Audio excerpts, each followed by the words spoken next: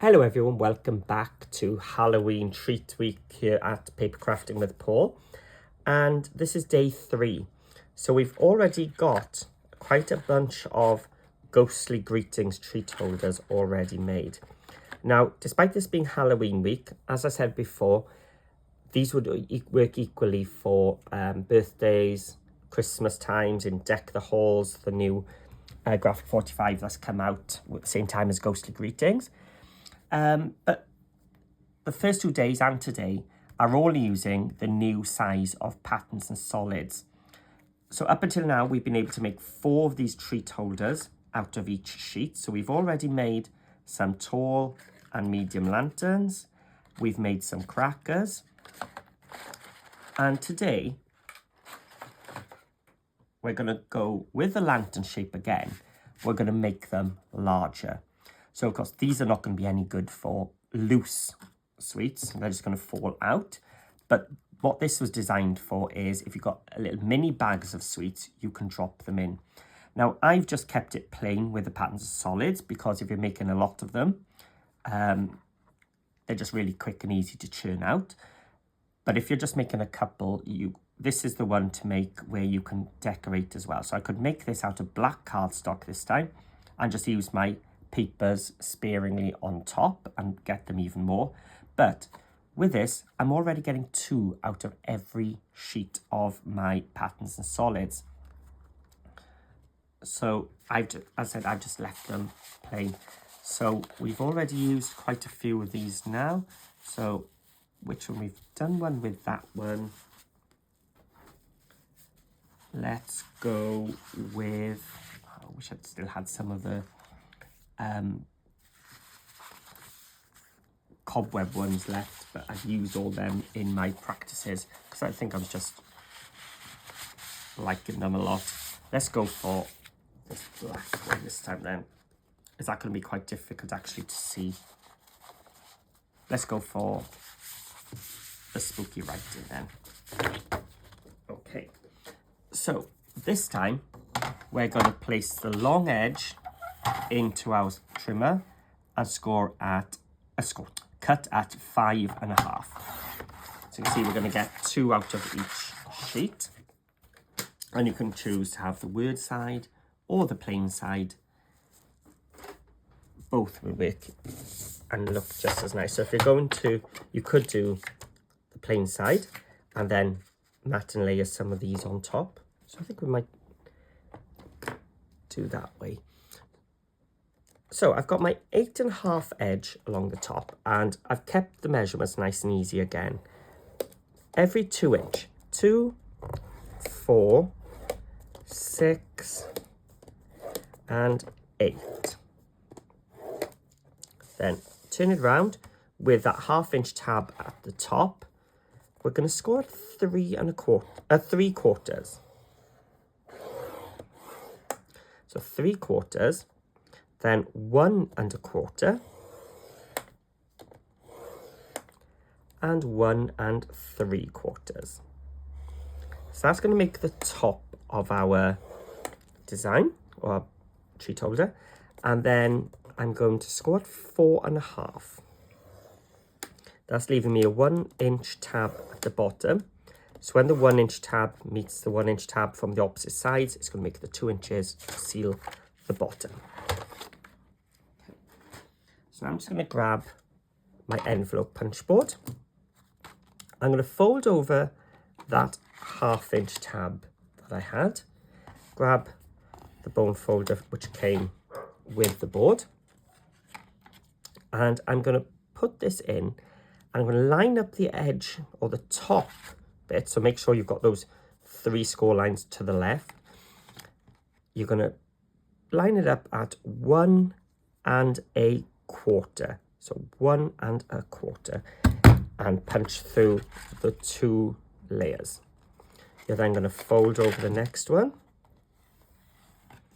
finish it gently, 1 1/4 and punch, and just repeat that process until you've done it for each of those. And the next one.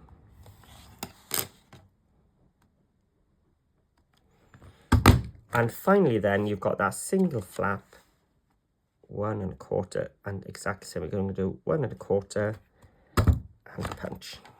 Do you know what? I think I did 1 1/8 there. Pretend you didn't see that. Okay. So now I've got 4 of those notches done. That is waste, so that can go in the bin. Along the bottom, we've got this 1/2 inch edge here. We're just going to cut off that tab. And we're going to cut up each of these score lines and stop at that 4 1/2 inch score line coming across. So just going up each of those 2 inch marks there. And now I'm going to fold over the bottom of those 3 score lines into a mounted fold. The ones going through the middle of our notches, I'm going to fold back towards me to make a valley. And then the top one is back to being a mountain.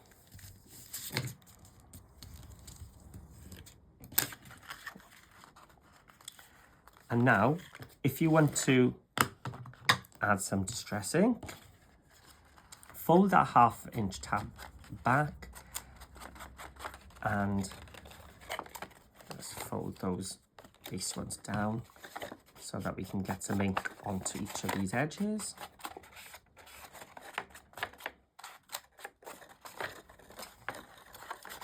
So this is optional extra, you don't need to do it, but each fold, just give it a little bit of ink and it just brings out, yeah, it's probably going to highlight that one I did wrong even more as well.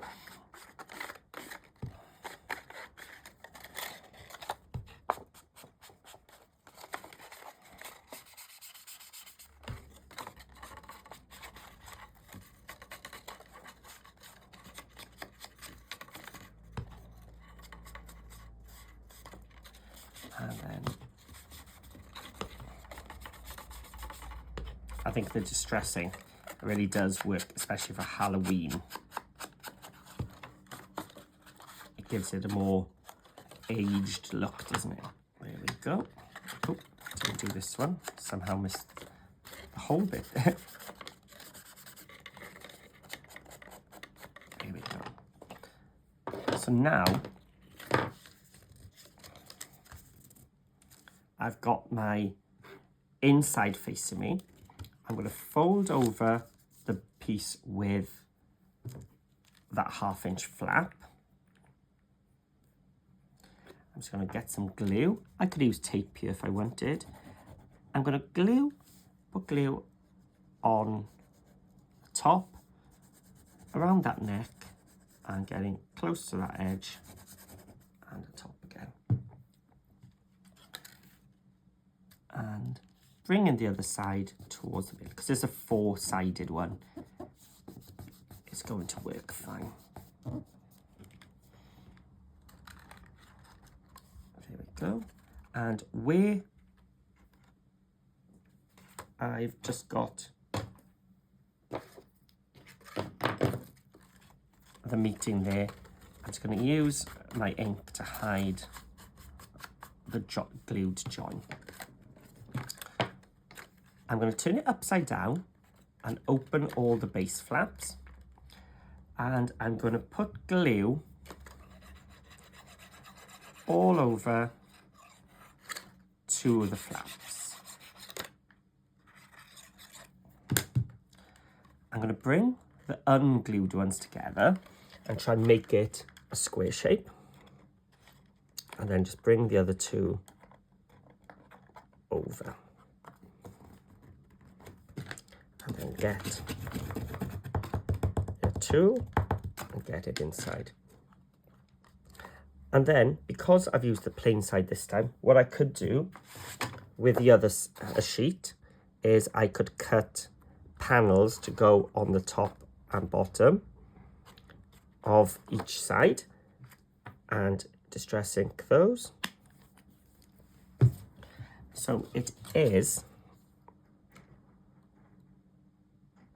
a 2 3/4. So I'm going to do it 2.5 inches.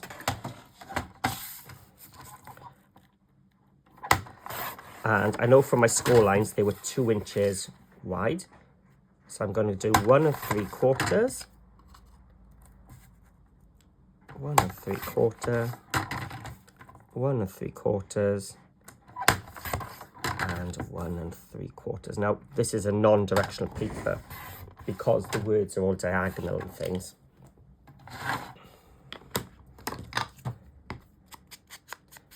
So I could use this bit as a spare for that and really get the most out of it because of the non-directional aspect.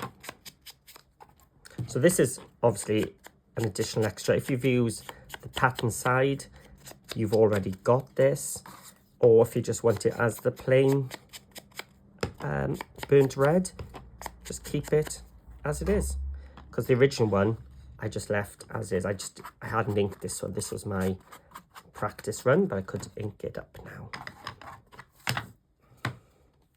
As I said, the decoration is up to you. You can go as little or as much as you want.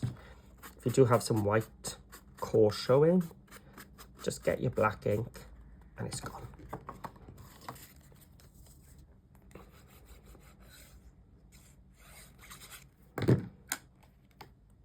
So I'm going to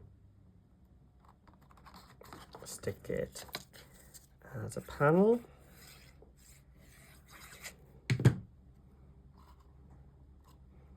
Let's go that way.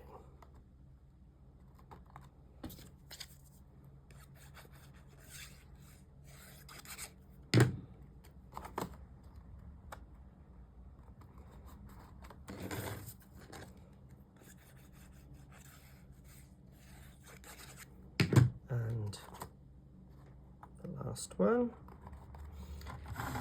and with the top we're going to do 1/2 inches. So a 1/2 inch strip cut at 1 3/4.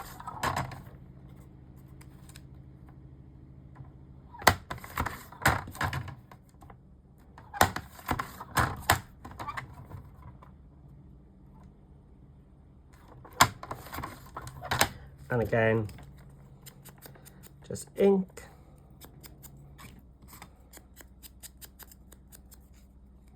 And with the pattern solids, even matting layering the plain red onto plain red with some inking looks effective.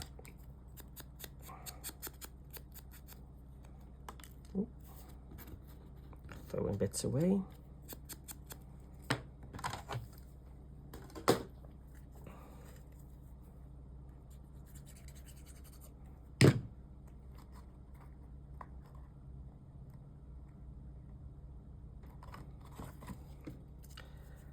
And another one.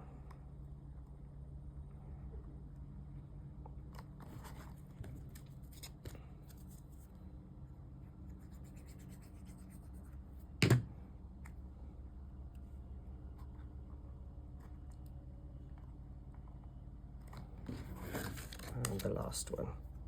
So then you would just grab your little bag of Haribos or whatever you're putting into it. Snack size bags, you know, like Maltese and stuff would be great for in here. And then you would just grab your ribbon or your, I got 1mm wax cord here. As I've told you before, I like the wax cord because it's easier to work with than ribbon, because the wax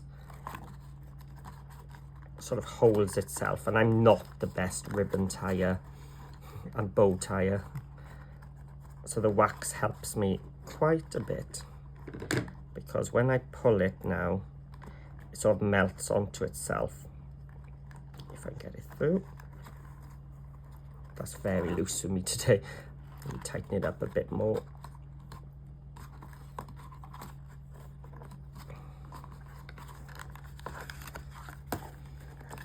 So get it in.